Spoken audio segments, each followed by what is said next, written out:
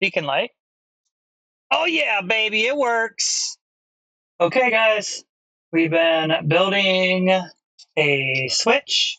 Pull the camera down so you can see it. This is a switch for the EAA sim, and before it was ran on an Arduino Mega 2560. A couple switches aren't working. That one is ran off of Mobiflight and wasn't feeling well and couldn't go to one of the last build and flies.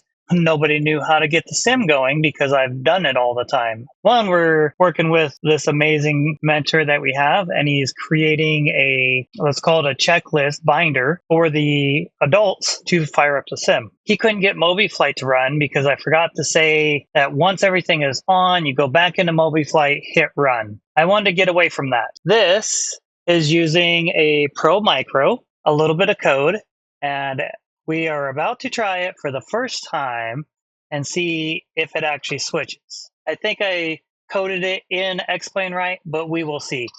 Here, this is X-Plane 12. Beacon light. Oh yeah, baby, it works. Landing light, taxi light.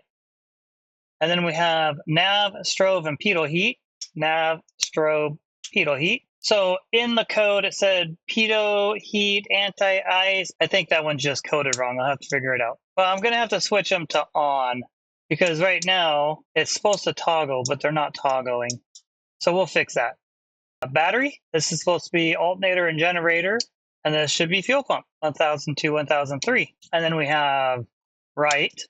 And so this switch that I'm using doesn't have a off key. So what we did is coded it, and it might sit for a while, but we coded it so if we go back away from right, it'll hit off. Yep, a little long, so we'll fix that. But left, both, and start. Nice. There we go. The thing that is great about this, there is absolutely no extra program to run it. You know what? It'll probably work for Microsoft too, because it works just like the honeycomb. It comes up as a USB game controller.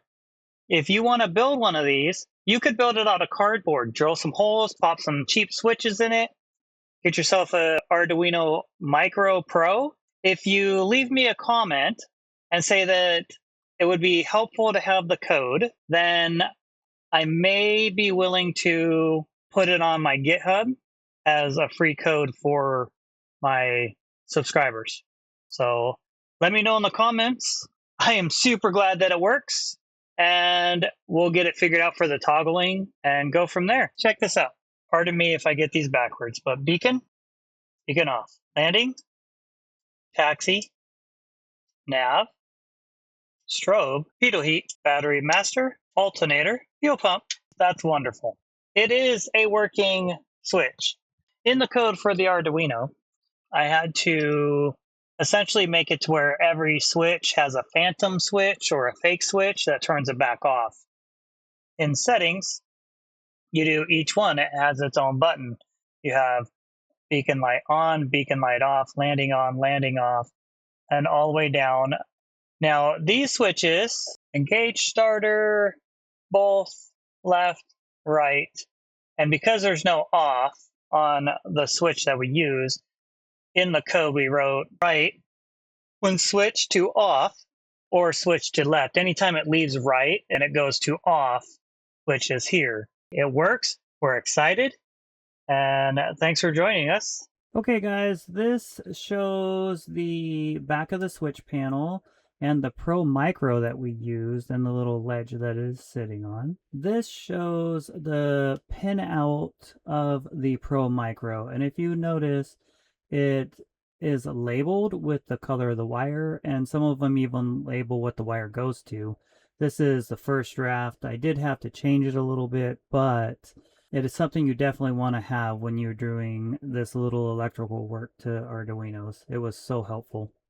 This photo here, this shows the toggle switches and the pins. The pins are pointing down to the bottom of the switch.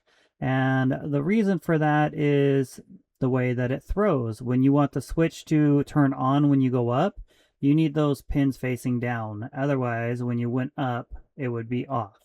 This was an exciting moment when all the wiring was done, I did use a cheap Harbor Freight multimeter to check continuity between the wires and the pins and made sure everything worked. So when I plugged in the Arduino, I knew everything was connected how it should be, and I checked the pinout to make sure as well. This photo shows the back of the case, and the little gold bits are heat nutserts. You use the soldering iron to push them in. These ones are metric, M4 and M3 bolts. That way, when you put it in the dash panel, it mounts the switch face to the back panel and captures the metal panel in between them. The lower ones, those are a cord holder that we made. That way, if somebody tugs on the cord, it doesn't break the Pro Micro.